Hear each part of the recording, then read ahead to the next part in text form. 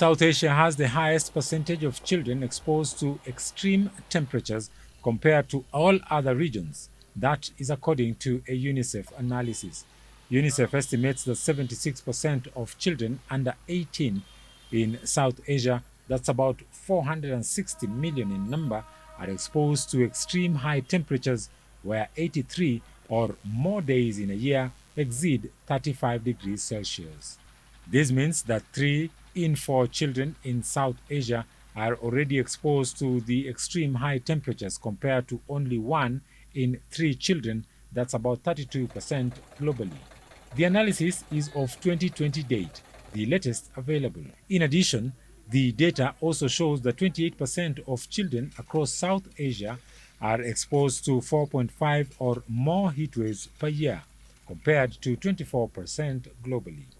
July was the hottest month ever recorded globally, raising further concern about a future where children, including those living in South Asia, are expected to face more frequent and severe heat waves, largely due to climate change. In parts of Pakistan's South Sindh province, including Jacobabad, the world's hottest city in 2022, temperatures were in their 40s in June, exposing 1.8 million people to severe short and long-term health risks. The scorching heat came less than 1 year after the devastating floods which left most parts of South Sindh underwater in August 2022. More than 800,000 children in flood-affected areas were at risk of severe heat stress in June 2023.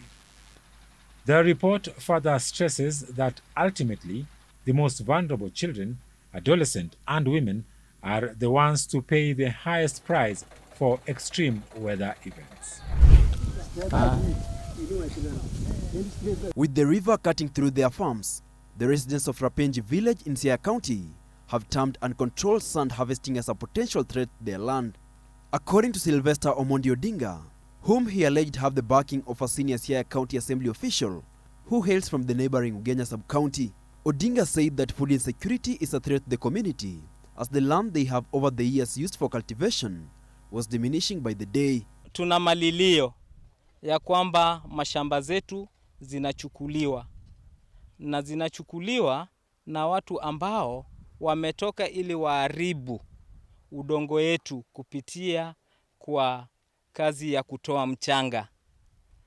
Tulikuwa tunaomba serikali itusaidie, manake hizi mashamba zetu ndio tulikuwa tunapata mboga, tulikuwa tunalima mahindi, tulikuwa tunalima nyanya. Kwa saa hii vile tunavyozungumza tuko njaa. His sentiments were supported by Evelyn Akinyi Ochieng, who says they are threatened with violence whenever they confront the sand scoopers. Hatulimi, tukienda kuuliza, tukiwaulizia wanatutukana. Wanatutukana mambo mbovu mpaka wanatukana hawa mama zetu hapa. Thomas Owegi Mudura, a farm owner, lamented that the government and law enforcement officers have been adamant to tackle their complaints, adding that several of their colleagues who tried to confront the aggressors had in the past been assaulted. Ya West Ugenya pia ana boti zake anachukua hapa mchanga anapeleka huko na anachimba, anaharibu masamba zetu. Kajaribu kuhongea mwaka ingine alipiga mti yetu mpaka akavunja mkono. Mwaka huu alikata mti yetu na panga hapa. Kesi hiyo bado iko kwa polisi. Sasa hii ni maneno serikali aingie. The residents of Rapenji village are now calling on their Lego Usonga Member of Parliament Samuel Atandi to urgently intervene and take up the matter with high officers.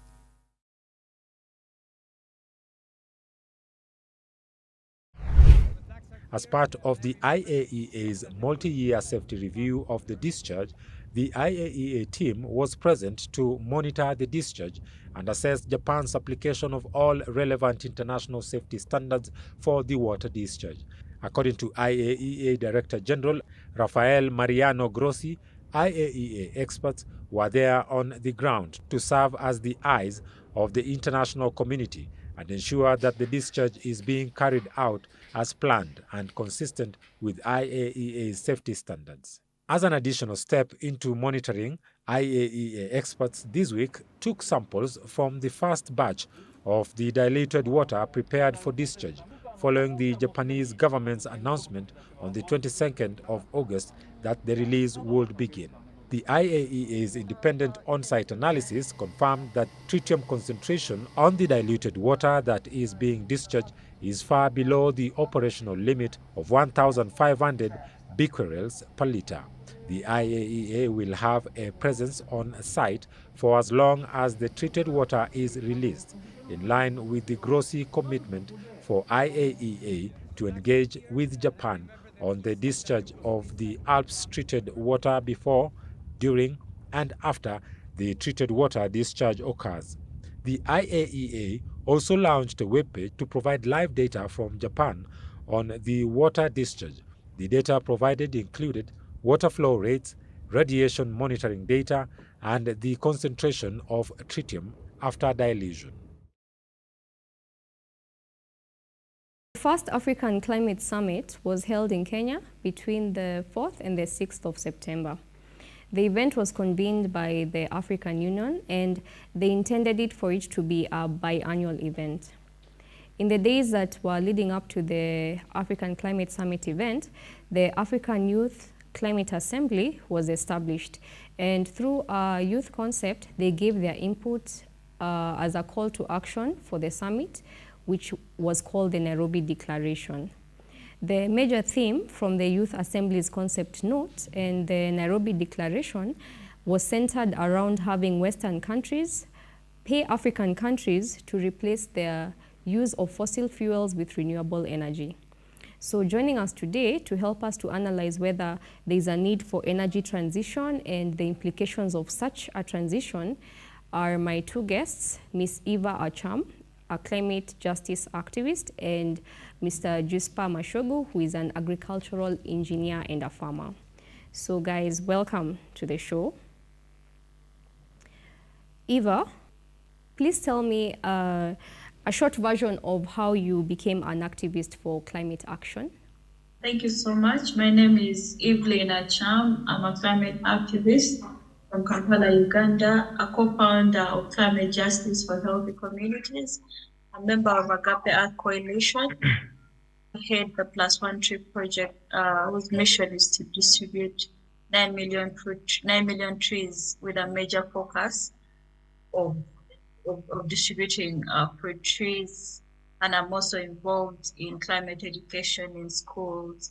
How did I start activism? In 2019, I witnessed my friend and fellow activist Vanessa Nakate do her protests on the streets of Kampala, and I started doing some research about climate change and the words that were occurred, and my findings made me realize that climate change was one of the biggest problems that my country is experiencing, given that my country heavily depends on agriculture for its economy.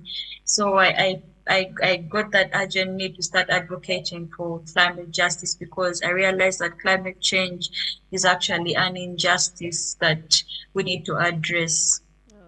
Thank you so much, Eva. If I could go to Juspa now. You are also once a vibrant environmental activist. Tell us about your journey and perhaps why you transitioned away from that. Okay, my name is Juspa Machogu, an agricultural engineer and a farmer, also a pro-fossil fuel advocate in Africa. So back in university, I was an environmentalist, like I really cared about the environment. At some point so I was a Greenpeace member. I was also I was a member of another group called Let's Do It Kenya.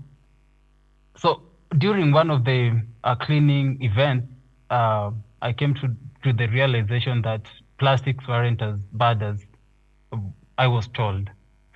So upon looking deep into it, I came to realize Greenpeace was mostly a scam, because one of the co-founders of Greenpeace, Dr. Patrick Moore, was no longer a Greenpeace member.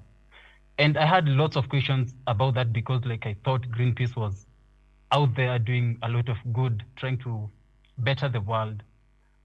So after that, I came to the realization that Patrick Moore had a book out, Fake Invisible Catastrophes and Threats of Doom.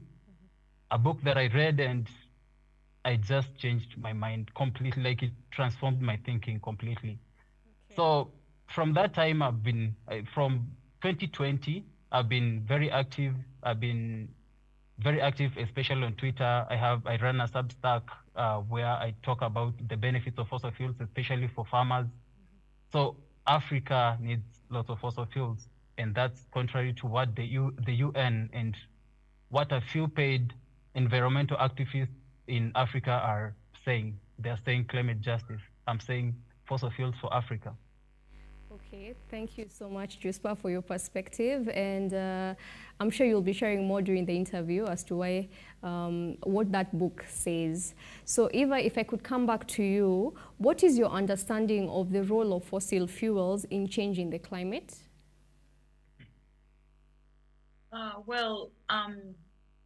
The fossil fuels have contributed heavily to the climate change. Maybe I can just explain to the public what climate change is. These are the long-term shifts in temperatures and weather patterns, and we've seen this happen in many parts of Africa. And these are being caused by greenhouse gas emissions through burning fossil fuels like coal, oil, and gas that end up producing heat-trapping gases. And these gases are contributing to the change in weather patterns. Like, I can give an example. In my country, we used to experience 2 rainy seasons, but we're not seeing the 2 rainy seasons anymore. Instead, we are seeing disrupted weather patterns where we mostly see a lot of sunshine throughout the year, and water sources are drying up, food sources are drying up. And when we get rain, the rain is the dangerous rain that is killing people, burying people's houses, destroying people's crops and people's livelihoods. Okay, okay. I have one question in relation to your idea of carbon dioxide in terms of fossil fuels. So why does climate activism focus on carbon dioxide that comes from fossil fuels when things like water vapor is also known as a large contributor to the greenhouse effect? Why do we focus then on only carbon dioxide? We do focus on the carbon dioxide because it contributes to the biggest percentage of emissions. It contributes to the biggest percentage of destroying the planet, because fossil fuels contribute to about 89% of global CO2 emissions that are destroying our planet and are producing the heat trapping gases. So when we get the sun, the heat remains in these gases, and these gases are very harmful to the people, they're harmful to the planet. And you also find that the carbon sinks, like the trees and the forests, are not able, or their capacity to take in these gases are reduced. So this is why we focus more on fossil fuels, because or carbon dioxide, because it contributes to the biggest percentage of emissions that are destroying our planet.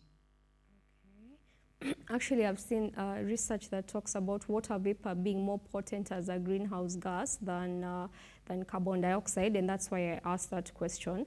But I would also want to follow up in the same light and ask why we talk about CO2 from fossil fuels and not from other sources like volcanoes and oceans. But you're stating that 89% of the CO2 is attributed to fossil fuels. Is that your position on that?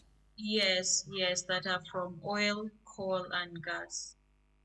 Okay, we may need to clarify that subsequently. But just the final question on that issue, what is your ideal climate?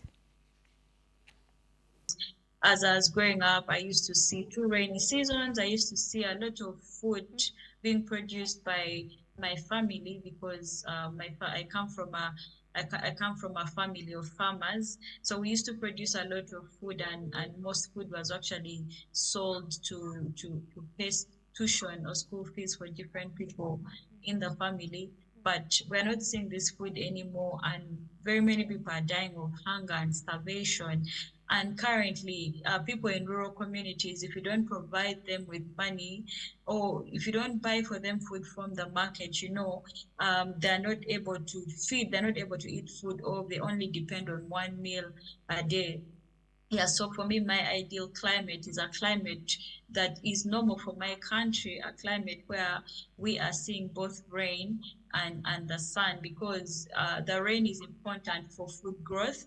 Then the sun is important for drying this food and also storing this food for longer periods of time in case a calamity happens or a crisis happens, there's still food for people.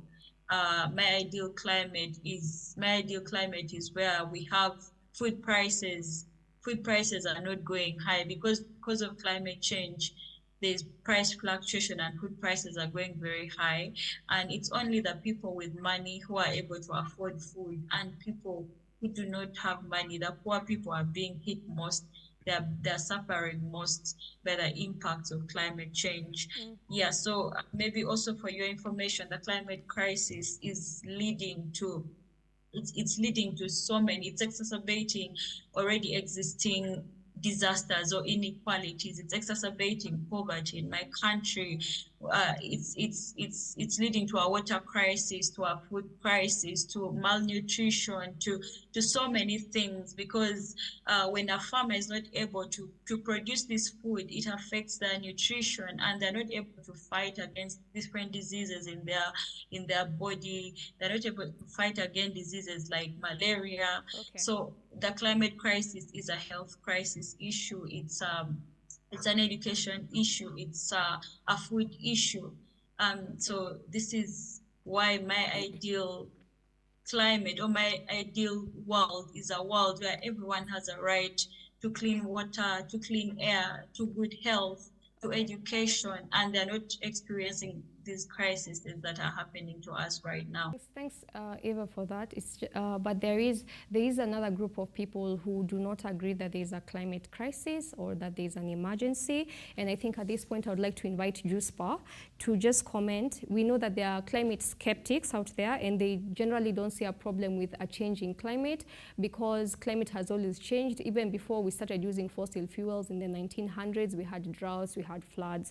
And so I would like to ask Juspa, what is your opinion on this idea that 97% of scientists have consensus about this issue of global warming, climate change? So consensus has got no big difference in a scientific discussion or argument. What matters is data. And what data says is we are fed. This is the most fed we are. This is the longest that we're living, because life expectancy has gone up from 35 years in the year 1800 to 69, 72 today. That's a good thing. That's a positive thing. So humans are progressing in a good way. The most fed, longer living, the healthiest, the most educated. This is the best time for humans to be alive. So I don't see the climate crisis. I don't see it. What climate come, which the Western nations are pushing, I feel it's green colonialism. They are trying to derail development in Africa, because if Africa develops, the West is going to be in big trouble, because fertilizer, for instance, we have the phosphate rock, we have a ton of gold, we have plenty of fossil fuels. They wouldn't want us to tap that, because immediately we tap that, we're going to develop, and they can.